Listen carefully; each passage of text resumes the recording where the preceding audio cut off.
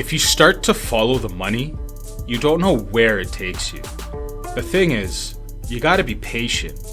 Learn your craft. Love your craft. Because business is a bit like war. With the exception that war's end. Sharpen your tools with knowledge. Listen to this next conversation. Learn a thing or two about a thing or two. Join me now, won't you?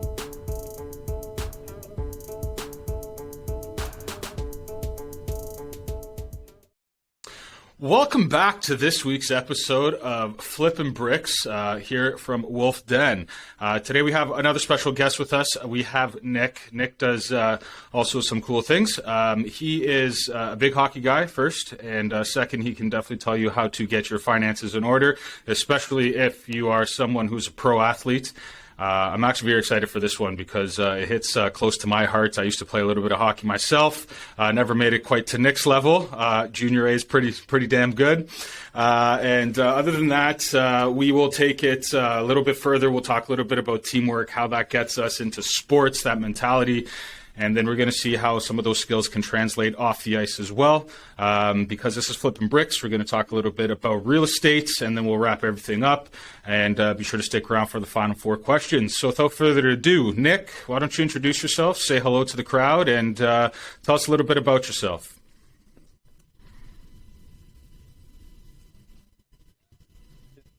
Background in hockey, now working in finance. As you mentioned, played Junior A. From Junior A, I went and got a scholarship to the States. Ended up doing all my university in the States, and then following university, got into finance. So, yeah, thanks for the warm welcome. Looking forward to having a great conversation here. Fantastic. All right, so I'm going to jump right in on that. Let's start off with a little bit of hockey. So I have a couple notes here that I did a little bit of creeping on you before we started, just to make sure that, I could talk knowledgeably. So the first note I have here under teamwork is NCAA D1 Niagara University. So I've never played D1 hockey myself, but I would imagine that a big part of that is, skills obviously involved, but a big part of that's going to be mentality. And I know that we'll touch upon it a little bit. I'm just trying to set up a nice little throughfare for us here where we'll talk a little bit about scouting for hockey talent and stuff. And I want to start talking a little bit about Endeavor and those things. But how did, before you even got into finance, when you're starting with D1 hockey, what's that like mentally? Because there's obviously ups and downs. You have injuries. Maybe, you're on the second line instead of the first line. How does the sports mentality kind of help cultivate that teamwork mentality? And moving forward, how would that have shaped your, professional career as well? Yeah, great question, Mike. Honestly, I could probably talk about that topic for hours. Perfect. I loved my university experience, and a big part of it was because of the hockey. One of your points, when you're not playing on first line, second line, whatever, that does have an effect mentally. So, coming into university, you mentioned before Junior A, I was the star player on my team in Junior A, but when you go to the next level, now you're moving up to the next staircase, you're in a bigger crop of players. It's harder to be that star player. So that was one thing mentally. I went from, best player on the team to middle of the pack, if not lower end on the team. So that was a huge thing that I had to get over, and mindset was the biggest thing for me.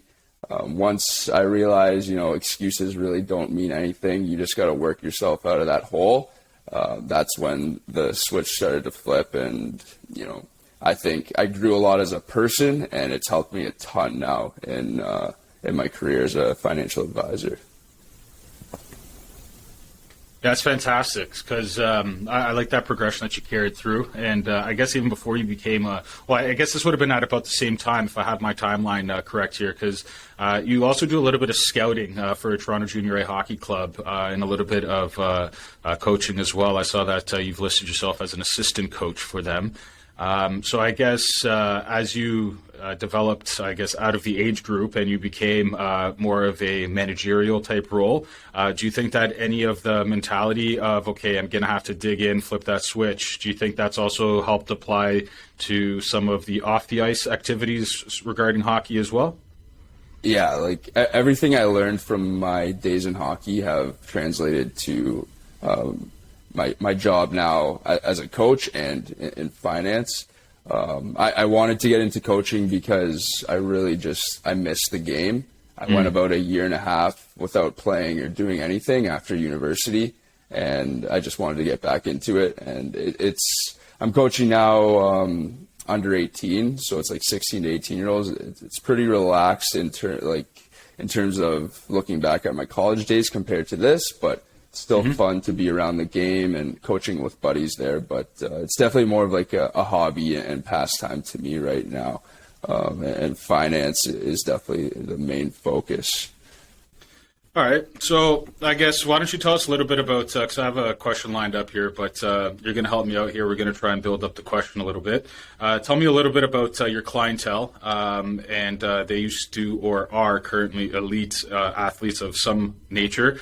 So why don't you tell me a little bit about who your typical client is, and then I'll reach into Endeavor and Haunn Landers if that's where you want to go. Sounds good, man. So typical clientele, as you said, looking for elite athletes. I'd say 95% of those elite athletes are hockey players, just because of my background. Not to say that I only work with them, but that's just kind of who I'm looking to bring on nowadays. In addition to them, also because of Haunn Landers, my firm, we work a lot with corporations. So that's kind of my I'll say athletes are my A1, corporations are my A2 there. Yeah, no, that's good because I do real estate as well as renovations. So for me personally, I'm not really that big of a residential guy either. Like you, I've kind of siloed off my business. I like more doing commercial real estate. That's just better suited to my temperament, my style. So it's important that you self-select, because that's honestly how you're going to start getting some of the best clients, and that's how you're going to find the best clients that work along with you. So Endeavor Sports, I guess tell me a little bit about Endeavor Sports and why something like that would be interesting to an elite athlete. Obviously, given what we talked about a little bit, just cultivating the mindset of becoming a elite athlete, and in turn, I guess, an elite investor as well through help of people like yourself. So tell me a little bit about what Endeavor does, because if my research is correct, it happened before Haunn Landers. So tell me a little bit about that, and please. Yeah, so Endeavor is an athletic agency. So basically we work with hockey players who are trying to get to the next level. So they could be, 16 years old looking to one day play pro, but they just need some guidance in their career. Or they could be, 21, 22 years old looking for guidance in that situation, trying to maybe play Division I NCAA, trying to go pro, things like that. I kind of joined Endeavor and Haunn Landers around the same time. Endeavor was actually the sports agency that I was with when I was playing, and being in Toronto, they're looking to kind of grow that market a little bit. So I reached out to the head of Endeavor, said, I think there's a market here. I know you're trying to grow it. I'd love to kind of be the first guy in Toronto to help you grow that market. And it's been good. The big thing here, like you keep mentioning mindset, and I'm a big believer in mindset. And when it comes to being a lead at anything, whether it's hockey, business, mindset is probably 99%. The other 1% is luck, maybe. But whatever your mindset is, your mindset's your future. So with dealing with, whether it's young athletes or new clients coming in, I could see right away whether I'm going to get along with them and whether they're going to be successful, with athletes moving forward onto the next level, and then with clients be successful in actually wanting to implement my strategies or not. So mindset for me is huge. So I'm glad that you keep mentioning that. Yeah, you definitely can have a negative attitude, because I know even on a couple of the other podcasts that I've done before, that's one of the main things that we always focus on is like, when you're starting a business, everyone's always going to tell you there's a million things that can go wrong. But if that one thing did go right, you know what I mean? That could literally change your life. Exactly. And I'm sure that, and it's very easy for people to, just always come up with the negative side of things. And that's also why, I thought it'd be very useful to have someone like yourself on here as well, because from what I see, it's a very nice marriage between the mindset as well as like the actual execution of it, right? And if you're an elite athlete, I think there's a lot of personal or a lot of parallels rather, just in the two worlds, because it's like, when you want to do that one extra rep at the gym, the difference between pushing it out and not pushing it out is telling yourself, oh, I can or I can't do it. Who has that quote? It's a famous quote. It's like, if you think you can or if you think you can't, you're probably right. Exactly, man. Yeah, and you have the mindset too, being like, I know you have multiple different businesses. You know that it's not only positivity, it's also the mindset to have discipline, right? Like, you need to be disciplined in your daily routine. And what you're doing every single day is going to lead to your success or your downfall. So that's a big part of mindset too, just having that discipline to stick with something for more than a week. Right, like, you got to see the long picture in everything, and especially in hockey, and especially in finance even more, because obviously sometimes you don't see gains for years at a time. So you need to have a good mindset there. Yeah, and I think, just to kind of draw a parallel to what you just said in terms of like hockey, you could be working at it for years and not see any on-ice results. I would say that's exactly like running a business. Like, ask anybody who's actually started a business from the ground up, and the first year, 2 years is just, it's shit. There's like, you're spending money all the time. You're trying to make as much as you can, but you're not sleeping. You're also trying to look as lively as you can for all your customers. I enjoy it, but that's also because, I enjoy punishing myself every once in a while. It's why not? That's not a bad thing. If it was easy, man. everyone would do it, I guess. Yeah. But all right, so tell me a little bit about. So we're going to talk about cultivating for a couple years here. So I have this little section called "Success on and off the ice." So when you started getting into your financial career, why did you start looking into financial career? Was it because at some point you realized, okay, I'm not going to make the show? Or was it something where it was more along the lines of, like, even if I make the NHL, I'd like to see, what my other career options are, in case I get injured? Or like, what kind of drove your decision to get into the world of finance? And why finance, actually, out of all the other things? Could have been a craftsman, could have been a baker, whatever, right? Yeah. Yeah. Brett Baker. Good question. Look, I'll be honest. I deep inside, I knew I wasn't going to make the show probably from when I was 16 years old. Some guys, they're at that level. I was always good, one of the better players in the league, but you got to be elite. You got to be the top 0.1%. So I knew I wasn't going to make the show. I always had it in the back of my mind that I wouldn't, but I still didn't display that. But it wasn't until probably after my first year of university where I was like, okay, like this, it looks like I'm probably going to have to get to work after I graduate here. What am I going to start doing? Yeah. Like, even at that point, even if you play pro, like, I could have played like Division III technically is what it is in North America. You're getting tops $1,000 a week. So like, it's not enough to actually sustain a living long term. So I was like, okay, I got to get serious. And that's when the switch flipped for me. Mindset was a huge part. I was just very disciplined in learning as much as I can. So I read everything, not even specifically finance, just, self-improvement, things like that. Getting in the gym very consistently, eating very well, and just turning myself into the best version that I could be. And from that, it's kind of just led to these opportunities. Like, I wouldn't say it was ever like, oh, finance or X, Y, and Z, but finance kind of presented itself about 8 months after I graduated. I was actually training hockey players for 8 months, training guys off ice. Didn't really like it. Knew it wasn't for me long term. Like, it was nice to be around my buddies and stuff, but the money was shit. And it wasn't for me. So it was actually an alumni from my university reached out to me, and he was like, look, like, we're looking to hire ex-athletes. Ex-athletes have, like we've talked about, they got the discipline, they have the work ethic. Yeah, it's all mindset. So, and they also don't mind talking to people. No. In today's world, fucking half of children don't even know how to have a conversation because they're behind the computer screen on the iPad, things like that. Whereas sports really bring that side out of people. So that's a huge part in finance, because at the end of the day, it's all sales and it's all talking to people. Exactly. Yeah, not to cut you off, I just want to get a quick point in there. I think that's also why it's so important. Like, I don't have any kids myself yet anyway, but even if I don't intend them to be professional athletes, I'm 100% enrolling them into some sort of organized sports, whether that's soccer, hockey. I don't care if you're playing squash, as long as there's someone else in the room with you.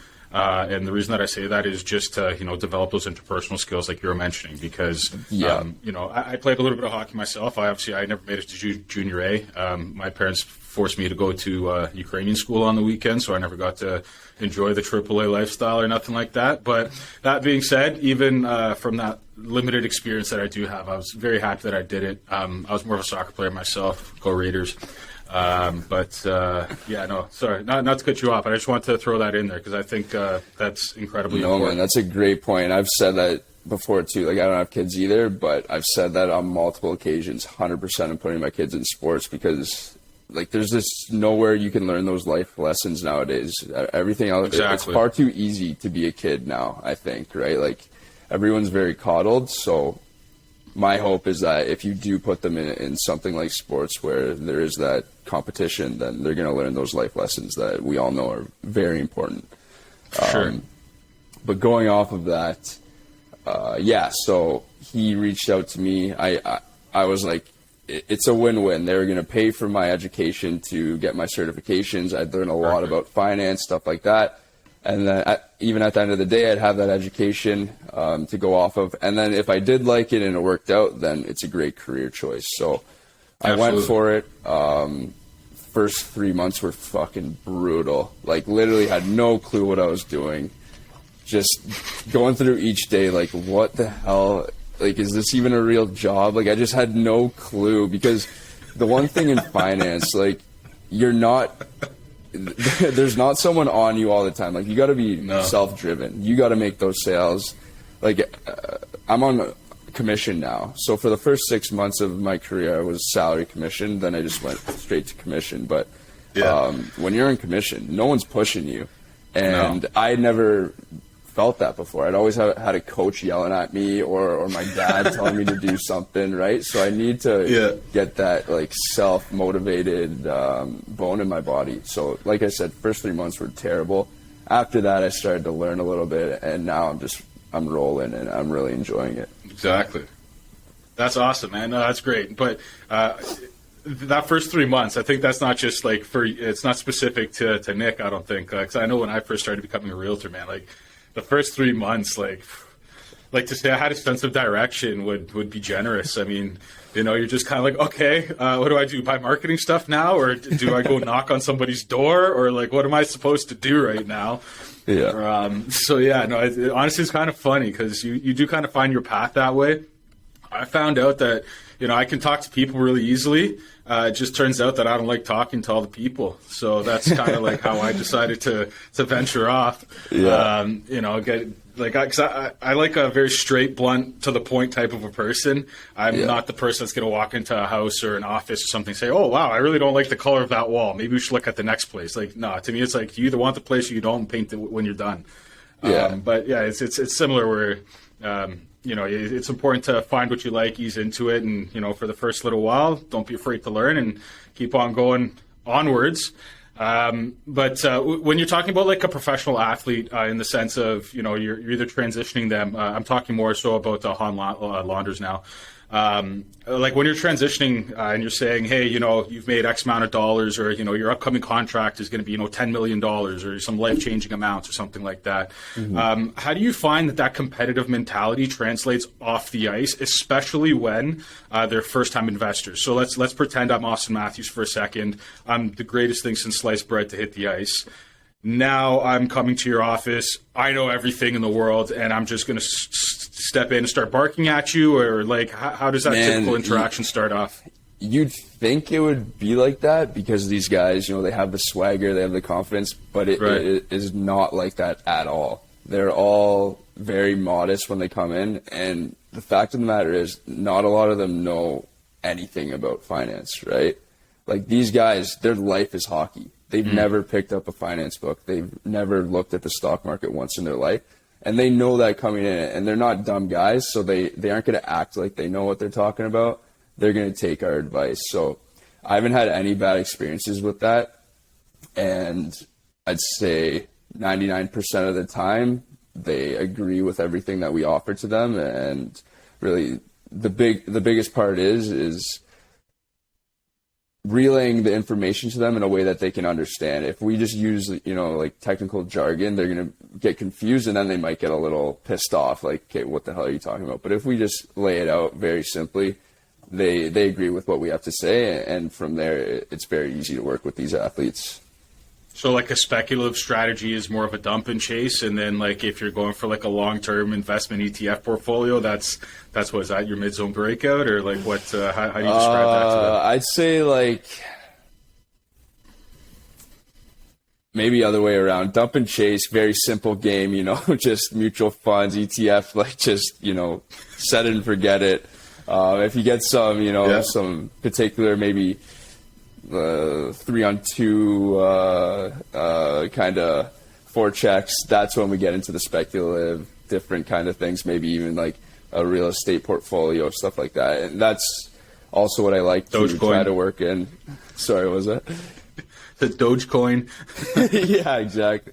Not necessarily, but I do like I think real estate's a great investment, especially for these guys, where they're making so much money like very early on in their lives, and if they can get some assets that are going to continue to give them income throughout their life when they're retired, then that's pretty much the name of the game. Like that's what we're trying to do, and real estate's a great way to do that. Yeah, for sure it is. So one thing that you said for real estate, for those listening, I'm close by to Toronto. I think Nick is somewhere close by to Toronto as well.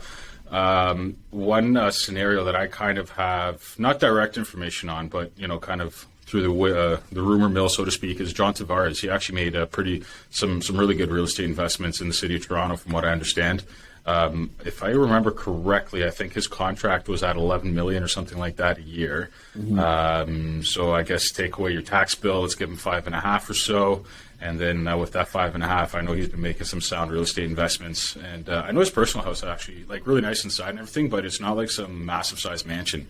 No, so I he actually, diversified. so speaking, I have a personal relationship with the realtor who sold his last house in the Port Credit area. I don't know if you're familiar with that, but it was actually the most expensive house in that area. So it wasn't it wasn't a mansion, but that area is pretty, it's pretty expensive. I think it was around $7 million, the house that he purchased. Actually, I don't know if I should. Relatively speaking, I suppose I should have backed up. Yeah, he's not shopping $1 million real estate. I don't want to give off that impression by any means, but yeah, he's definitely done a good job investing. He's a smart guy for sure. Yeah, for sure. And I think he's also really lucky too, because he's also a Toronto guy. So like he knew where to look. Yeah. Or at least where not to look, I guess. Like I wouldn't recommend somebody go put a bunch of their life savings into Rexdale or anything like that, but. Port Credit is probably a better choice, I would say, as a general rule of thumb. But is what it is. So, but no, it's interesting that you say that how they come in and they're pretty humble. So I guess they're always just ready to learn. They kind of got that athlete's mentality still carrying on. It's like, okay, I got to get better, sharpen my edges, or whatever cliche you would like to insert there. That's good. I like that. In terms of, can I just ask you a question about the whole real estate thing? Like, I do have a lot of buddies in real estate now, and watching them through their career, like, man, that looks like a hard gig.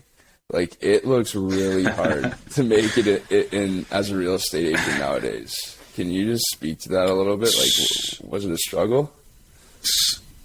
So there's 70,000 of us in Ontario alone. Okay, when I talk to somebody.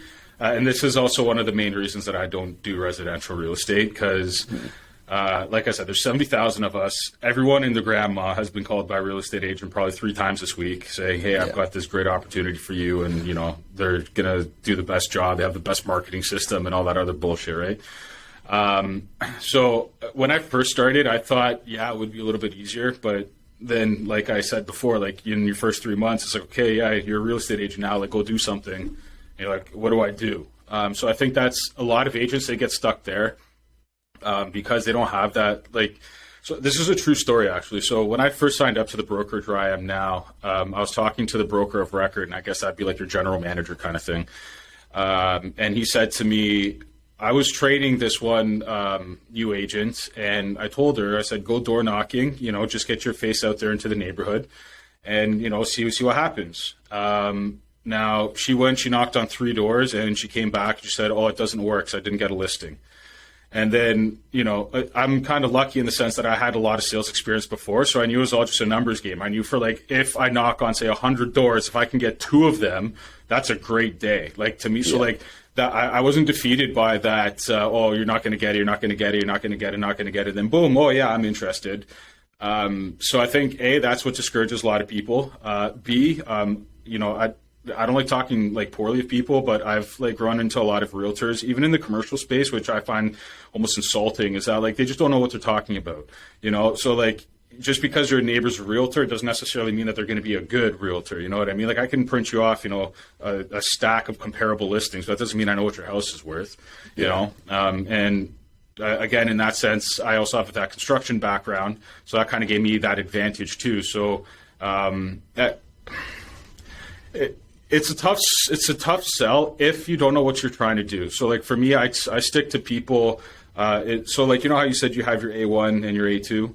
I have my A1 and my A2. And I think the realtors that aren't competitive in the industry are people that don't have an A1 or an A2. Like everyone from A to Z is someone who's their client. The shotgun. You know, you can be a jack of all trades, but you're a master of none. So like no one's going to come to you and ask for advice. And that's why I specialize in commercial, just because I love dealing with numbers. I have a spreadsheet for absolutely everything. I like the fact that I can value and essentially analyze a property without ever having to be there. You know, if I get cash flow numbers, or if I have, you know, floor area, or if I'm looking for like specific metrics like FSI or whatever it is. So like for me, that's my area of expertise, and I have a lot of returning clients for that fact. I know commercially, I have a couple of clients that have literally asked me to start property managing for them just because they're so happy with my service. And that's kind of where my business expanded as well. So, you know, I wasn't planning on ever being a property manager, it just sort of happened. And I think it was because, like you, I decided to focus in on what my actual target audience is and just drop everything else. So, like, you know, if you wanted a house, like, yeah, like I would help you out or whatever, but like I'm not going to go out there and actively advertise residential listings. But if you want to get me in front of John Tavares, I'm more than happy to do that as well. Yeah, so, yeah. Same kind of deal with me. Like I'm not actively looking for people outside of the corp who don't have their own corp and who aren't athletes. But obviously, if a friend comes to me and he's like, "Look, I want to do X, Y, and Z," I'm going to help them out. You mentioned the numbers not residential real estate, commercial. I guess that's interesting because if someone's buying commercial real estate, chances are they're renting 99% of the building out, right? Like they don't usually use it for their own purposes. No. Yeah. So the numbers there are really cool. Like you can actually make it into a science, right? Whereas with residential, you don't. It's really just perspective and what they like in the house. So that's pretty cool that you can get it down to the numbers there. I didn't realize that about it, but that was a great point. Yeah, like I can. So one of the spreadsheets that I have, I actually one of my favorite websites, like for economics, is the Visual Capitalist, because I like visually learning, right? So when I was designing something like my income expense worksheets and things like that are client facing, I made sure that it was like color coordinated as well. And everyone knows, you know, green means go, yellow means slow down, and red is like a no-go area, right? So I'll even break it down on a cap rate. So like I can compare that to say, you know, interest is, you know, 5% for this particular loan, let's say. So I can say, okay, if you're at 5%, that's probably like your yellow area, and then, you know, give or take, you go green, you're good. If you go red, you're out of the money. And it's an active sheet, so like I can have a conversation with them like on the fly and say, okay, well, if you put this much down, you can do this. If you're only going to get this much for rent, you can do that. So it's good because it's like it's malleable in the sense that I can customize it and tell them, okay, this is the package that we need to put together to make it work. And it's good because at the end of the day, I already know my answer is. So like sometimes I'll send people a listing that I know fits their criteria, but they're not going to get. And the reason that I do that is just to say, hey, this is what's out there. This is what I was saying on my sheet, and that's why we have to be in this zone. So a lot of it is educational as well. But like that's a lot more so for like end user units, like retail, industrial stuff like that. What I'm actually trying to focus on right now is land, like for development. So like trying to sell like 50, 60, whatever acres to a builder, and then they're going to build a nice house or a condo or whatever there.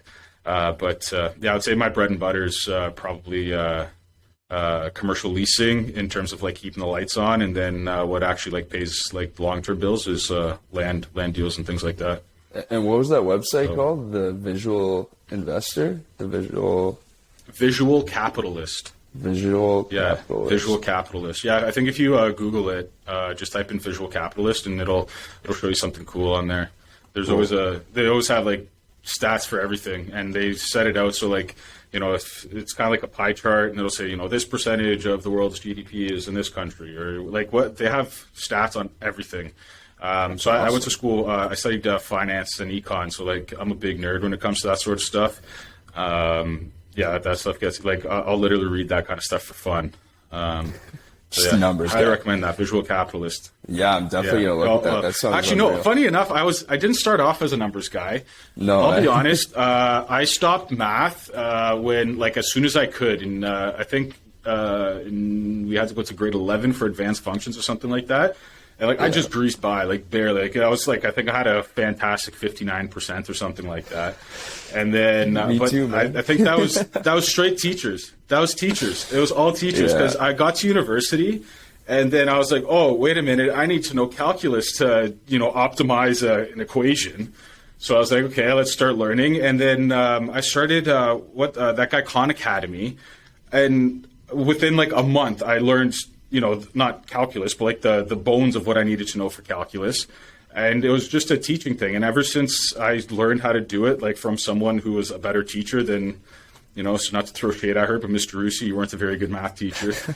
As soon as I learned how to do it properly, like I loved it. I actually loved it. And, I was doing like optimizing this, derivative of that. And then, you're doing your 3D pi models. And it was, I really enjoyed it. So it's funny that, you kind of say you're a math guy, because I don't think I am. I just became one. That's the point. You loved it, though. I can relate to that. Like, I was not good at math either. Same kind of deal, 50s, low 60s. But when you do get a math equation, it's a rush, man. So I remember that feeling. Like, I was like, oh, this is awesome. But yeah, I never excelled until university either. Always terrible marks, and I probably wouldn't have been able to go to university if it wasn't for hockey, honestly. So definitely glad I had that background. My average was like in the 60s, mid 60s, right on. Or something. Yeah, but did a lot better in university once I applied myself. Yeah, and I'll be like, looking back at it now, like honestly, I don't even see what the point of trying in high school really was, because it's like it's all useless until you basically get into what you want to do. And even now, like, I don't think I'd send my kid to university, like, if they didn't want to go. So I don't know about you, but, when I was growing up and, like, in my household, like, everyone goes to university. It's just what you do. You know what I mean? You're going to go, you're going to get educated. You're not going to be some bum, Yeah. But, looking at it now, I mean, like, there's people taking pictures of themselves becoming millionaires on, both non-illicit and illicit websites, obviously, but like it's so easy to make $1 million online. And it's like, even if you want to get into something technical, like not once did I ever study what a cap rate was in university, and I just kind of learned that like online, and then I got into real estate and so on and so forth. But like anything you want to know is like online. Like, what's the point of going and doing some intense course? Like, if you want to be like a doctor, okay, you can't really like order cadaver online, and if you do, you should probably be in prison. But like stuff like that where you need like an actual degree or or like an engineer. Like, you know, I want to make sure my engineer didn't learn his, you know, information on Cole's notes. Like, I want to make sure someone signed off and said, okay, yeah, no, this guy knows how to do 1 + 1, make a bridge, you know. So for some things, I think it's important. For some things, I think it's an absolute waste of time. I'll be honest, I think what I did in university was an absolute waste of time. Really, eh? Just because everything that I've learned in university, I could have learned for free without leaving my house. You know, it's literally all online. There's like on YouTube, like type in economics, and there's like 100 channels that are like very good, high quality material. Like Economics Explained will teach you so much more about macroeconomic theory than some Poindexter at the front of the class pointing at a whiteboard. Because, you know, I've experienced both. And like I said, I'm visual, so I learn very quickly off of YouTube. Like, you cannot, like, you know, people say that I have something called Mikey facts, and the reason that they call that is just because, like, quick off the top of my head, like, if I was talking with someone at my brokerage, for example. Yeah, and they're all like useless trivia facts that like you pick up along like in a video or something like that, but you know, sometimes they come in useful. Like, I was talking with one of the people in my office. They were talking about how did they clear the clouds, like at the Chinese Olympic Games, and like just boom, off the top of my head, I was like, oh, they spray bromine into the clouds. Like, how do you know that? It's like, I don't know, man. It's just one of those things. Like, I don't know. I picked it up, and it's a bunch of useless information in the top of my head. So, you know, I don't. I know who I'm bringing to trivia. Ridiculed for it, but I know it. I love it. That's so awesome. Actually, I did win a trivia night like that, and I didn't actually know the answer, but I deduced the answer because I knew when they stopped producing ice, like as a. So what they used to do back in the day is they would go in the wintertime, cut out a big block of ice, and then they'd store it in an insulated barn. And the reason that they would do that is because they didn't have refrigerators yet. So the trivia question was, when did milk delivery stop? So like they used to do the door-to-door milk delivery, right? And in my head, I was like, oh, okay, well, I know they stopped building those insulated barns in like 1920 something. So it was after the World War. And they must have stopped delivering the milk before everyone had a refrigerator. So I was like, there's only a couple year gap in here. And one of the options was like in the 10s, the 20s, the 30s, and then the 40s. So I was like, oh, you know what? All those useless videos I watched about insulated barns in the 20s are useful now because we can win a trivia night. You know? So it's like just weird stuff like that. It comes in handy, and I'm good at retaining that useless information. And, you know, in times like this. But man, it makes you a more interesting person. That's what life is all about. Like, you know, you've upgraded yourself by knowing those facts. You won a trivia night. You know, when you go on a date now with a chick, she's going to be a lot more entertained by you. So it just adds to you as a person. I think that's awesome, man.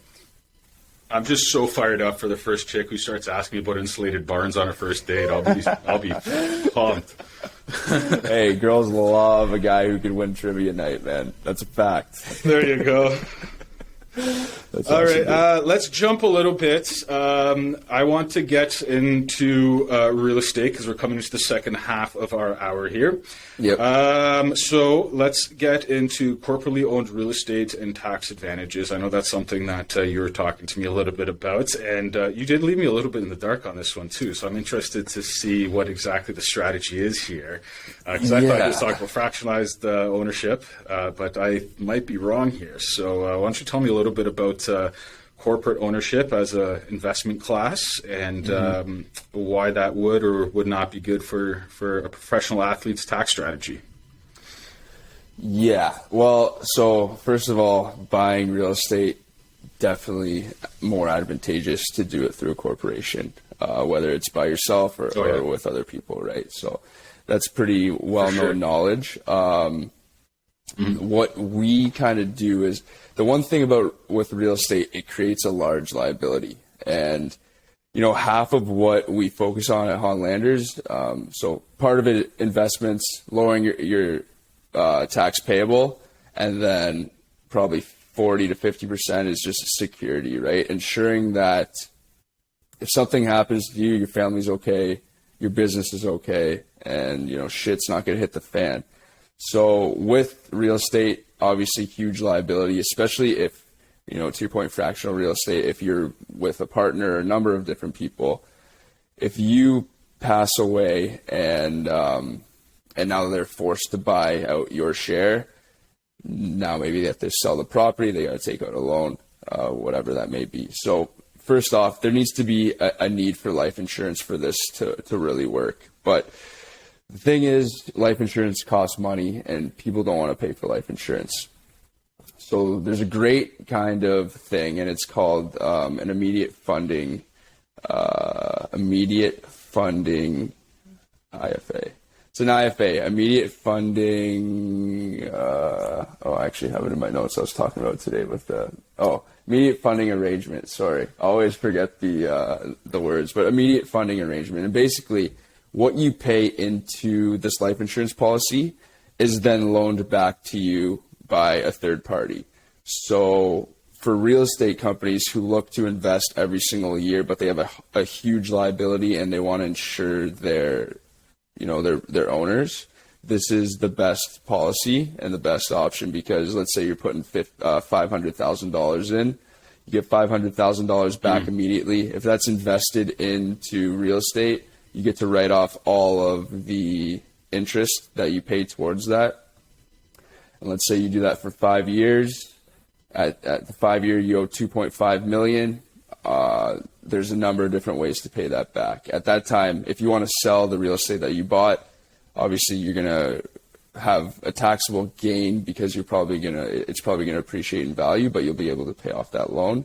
If you don't want to sell your real estate, you can actually borrow from the life insurance policy, because through the last 5 years, I'm sure you've heard of cash value and that whole thing with life insurance, but basically it averages around 6% annually. So whatever you pay into the life insurance policy is invested by the life insurance company, and that's added to the cash value. So if you wanted to pay the loan off with the cash value, you can do that. And now you don't owe a loan to the third party lender. You now owe a loan to your own personal life insurance policy. Let's say you never pay that back. It's just taken off of the death benefit when you pass away.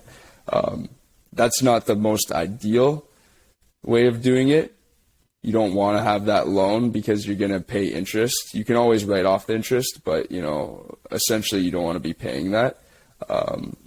But there's a number of different ways in which we deal with that. Another way to do it, if you're not even in a real estate corporation, is just investing the difference. And then at the end of the 5 years, whatever you've invested, you collect the interest and put it back in to pay the loan.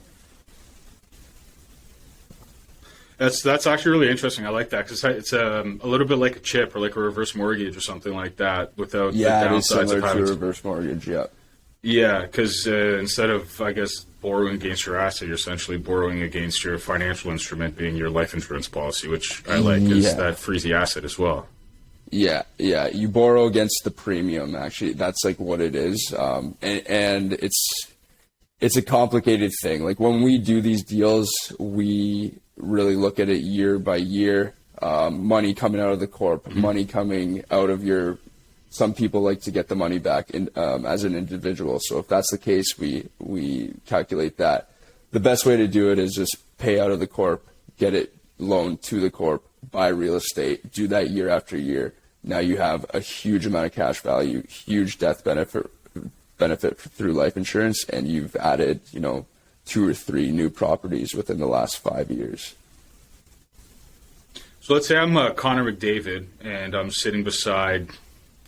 I don't know, David Kampf, something like that, right? So one guy's making $1 million, one guy's making, what's McDavid make? 12? 12, something like that? 12.5. So let's say McDavid walks into your office and he puts $12 million on your table, and then Kampf walks into your office, he puts $1 million on your table. Are you going to offer both of them similar instruments, or are you going to offer them like specialized strategies? Like, would you necessarily offer them your tax strategy only to McDavid because he's got more money to play with and his life insurance policy is going to be worth an absolute fortune? Or do you select simply like a David Camp for, maybe just like a more reserved financial policy? If someone has $1 million to invest, with hockey players, life insurance is great because they are making a lot of money up front. You can pay that off in 10 years, 8 to 10 years, sometimes even 5. And now you have the cash value and your family's set for life. So that's a necessity with hockey players who are making a lot of money.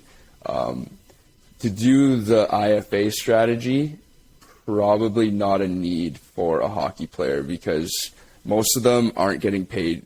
Well, first of all, you get paid as income, so it's not into a corporation. Some of them probably have their own corps, and I'm talking to a few right now to get that set up. But you're not making that much through a corp unless you have sponsorship deals. Right. So it wouldn't really make that much sense unless they're really actively looking to invest and they want to like do the best possible deal, right? Like if you do an IFA strategy, the way it really works for an individual is if, again, $500,000 a year, you get that loan back to you and you invest that into something that's creating income for you. You can still write off the interest, but if you invest into the stock market, now that's liquid. So at the end of the 5 years, you just cash out whatever you were invested in, collect the interest, pay off the loan, and now you have a huge life insurance policy, the interest, that $2.5 million accumulated over 5 years, and you're loan-free, debt-free. Which sounds like a pretty sweet deal. Yeah. I like that as a strategy. And it's good, too, because if I'm understanding it correctly, you don't have to pick a specific asset class to be a part of, as long as you can, relatively quickly recycle your money, right? Yeah, the only thing is that, let's say it's for a real estate corporation, it needs to be going to your corporation in some way, whether it's repairs, whether it's a new property. It needs to, that money needs to work for your corporation. If it's an individual, then it just needs to be an investment that is accumulating income in some way. So that can be done through, bonds, different investments. You could put part of it into a real estate investment that, collects interest from the rental income. There's many different things that we could do that, last 10 years you couldn't really lose it in real estate, but now who knows what's going to happen. So I think the strategy of putting it into investments so that now it's liquid and you know that you're going to get anywhere from 8 to 10% annually, I think that might be a safer route if they are looking to do the IFA strategy. Well, just floating an idea out to you. I like doing syndicate investments for multi-use or multifamily properties, triplexes, quads, that kind of stuff. And I like doing the fractionalized ownership model, and it's all usually operated through a corporation. So if you ever had a need, you know a guy who can provide that maybe, and maybe we'll get lucky and get an autograph or something as well on the way. Yeah, man. So I've been looking to incorporate something like that. Obviously, I can't offer that. I'm not going to get a commission on that by selling that to a client, but I think that's a huge asset to have just in my arsenal that I can offer to clients. So actually, I might have to take you up on that. I think that's awesome, man. I've been 100%. Looking for something. I encourage like it. Let's chat. Yeah, let's chat about it, because I have agreements, and I can give you a little demo package basically if you want to see what it's all about. But basically what you put in is your proportional owner relative to the amount of equity you put in up front. So let's say the place is $1 million and you put up $100,000, then you get $100,000 worth of ownership out of it, right? So you're a 10% owner essentially. Amazing. And then you would it's you have RFRs, right of first refusals, and all of that stuff built in, but we'll get into the weeds on that, I guess, a little bit off the podcast. Okay. But yeah, so I guess let's see here. Where do I want to go? Because we got about 12 minutes left to go here. And I still got a little bit I want to get to. Okay, what about... okay, so as a financial advisor, do you think that real estate is better short-term, medium-term, or long-term? And if you could compare that to the life cycle of the average athlete. So basically, if you're just starting out, are you putting the guy in real estate, or maybe he's on the tail end of his career? Nick Chelios, he's been a dinosaur by the time he retired. So is he going to get into real estate? Are you putting him to high aggressive stock portfolios? Good question. I actually had a conversation about that today with another advisor at my firm, because I had a meeting earlier when I was talking about the IFA thing, and this guy, he only does real estate investing, which is fine with me. I could still help him. But I was talking about that to a colleague of mine, and we are looking at some charts comparing, if you start investing in the market at a certain point in time, or investing in real estate, what's that going to look like 30 years down the line? And, Toronto is kind of an outlier just because it's literally the most expensive real estate on earth. Close to it, yeah. Like not the most, but most outweighed, or most, when compared to the average income, the real estate is the most in the world. I'm pretty sure around there. But so Toronto's tough, but on average, if you're invested in the market, your returns are over 30 years. It was something like 1,200% or 12,000. It was big. I know that real estate was 600% over 30 years. So still like a great return, but the stock market does get better returns over time. That being said, that's not in the Toronto market. In the last 10 years in the Toronto market, talking to my real estate buddies, he guaranteed 12% ROI yearly, right? And that's in the high luxury, like the luxury real estate market. You couldn't lose. Like I remember my parents, for example, they bought a house for under $1 million. 3 years later, it appreciated by $700,000. So it was pretty crazy. So it's tough to say. I think for a young guy, you always go long-term returns, very aggressive right off the hop. He's not going to need this money for the next 40 years, essentially. So just full aggression, try and get the biggest ROI as possible. At the same time, investing in real estate, the real estate is going to be able to fund you after you retire in the NHL or wherever, right? So you're going to live off that income. You let the investments grow. When you want to reach into that, maybe vacation, whatever, you don't want to dip into, you're not making enough from the real estate income, sure, dip into the investments. But that's going to be there when you need it for a big purchase down the line.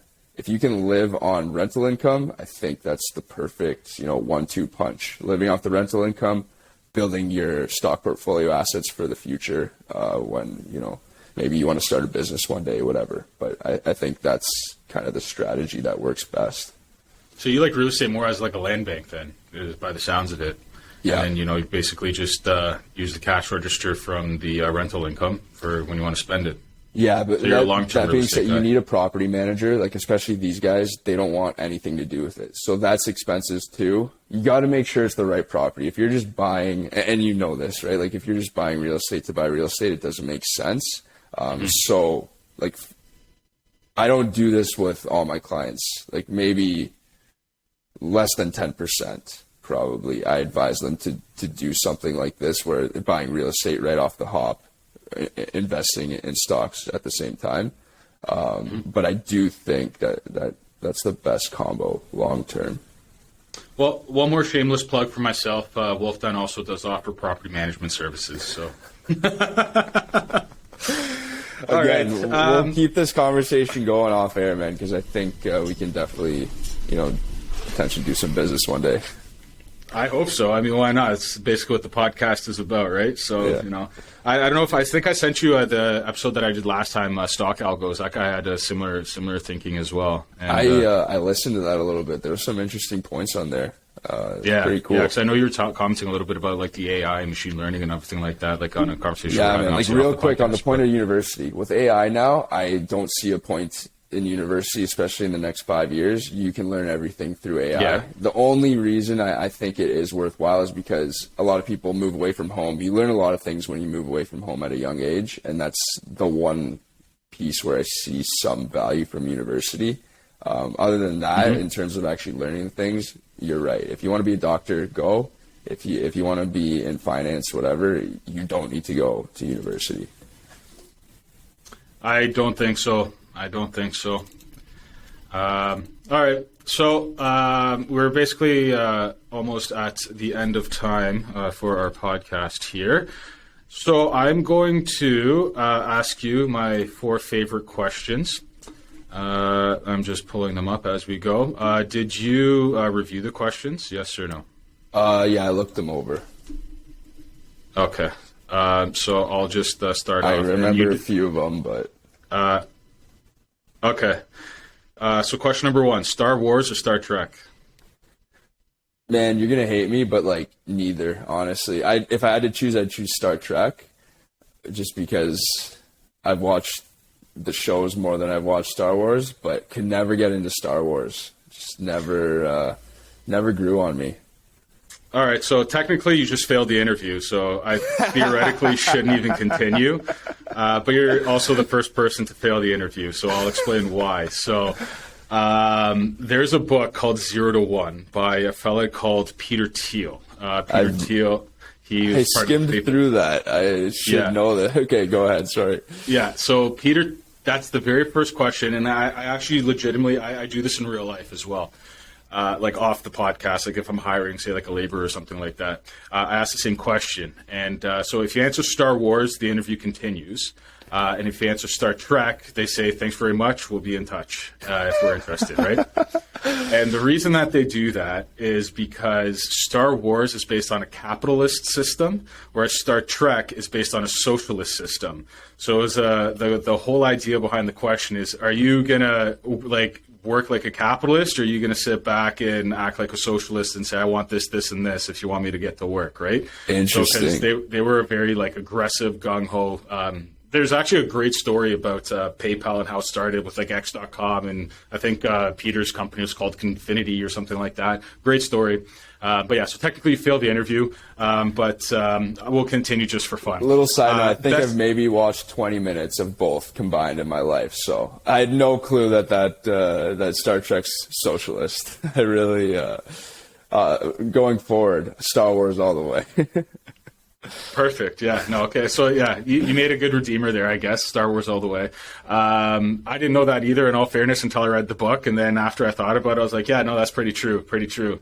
So I do bait people into it, and it's a completely unfair question. I realize that. But, I like that's that. also part of the fun. That one. Yeah. Okay. Number 2, best book you ever read. Know what? I want to say Red Rising. I don't know if you've heard about this book. It's a fiction book. It's a trilogy. It's honestly like it is the best book I've ever read. I forget the author's name right now, but it's kind of a dystopian, futuristic book about basically we colonized the solar system, and just there's classes, and certain classes of people do certain jobs and stuff. Look it up. I think they're making it into an HBO series too. But yeah, cool. The series is called Red Rising. It's unbelievable, man. If you like Roman history, Roman mythology too, that's mixed in there. It's a really good series. If I had to say like a nonfiction book,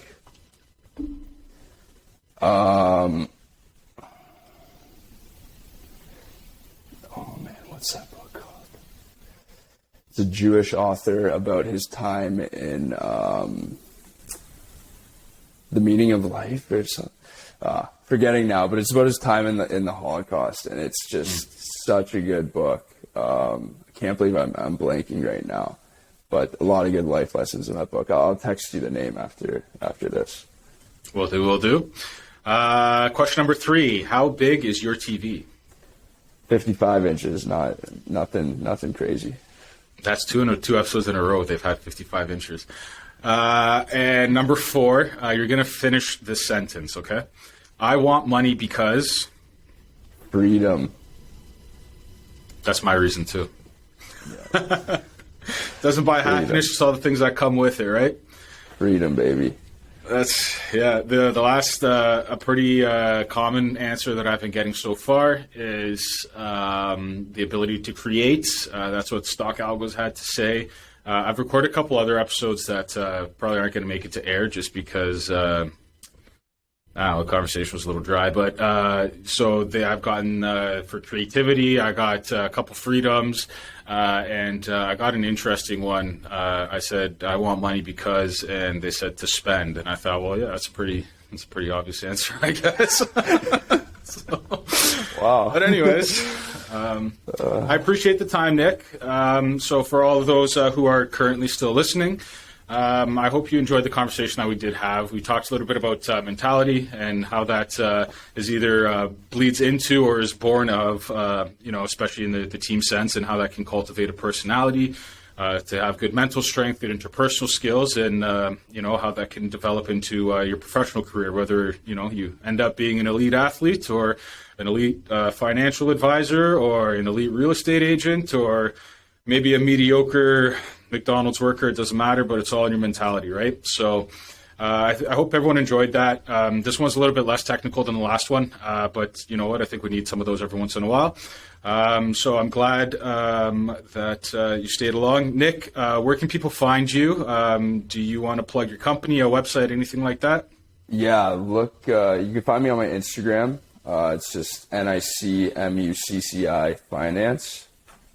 Post daily content there. So if you want to follow up, maybe DM me, feel free. Yeah, and we'll put all the links in the description below. We'll have Nic's contact, my contact, and we'll also have the regular contact for Bandit Beats, seeing as they provide the intro music for us. So thank you, Isaac. And other than that, thanks, everybody. I appreciate the time, and I guess we'll see you on the next one. All the best. All views expressed by the host or guest are solely their opinions and should not be considered investment advice. This podcast is for entertainment and informational purposes only. Flippin' Bricks would like to thank our guest, as well as Bandit Beats, for the introductory music. You can find any of the links from this episode in the show notes. Be sure to share this episode with anyone you think might be interested. Until next time, I'm your host, Mike Kardash.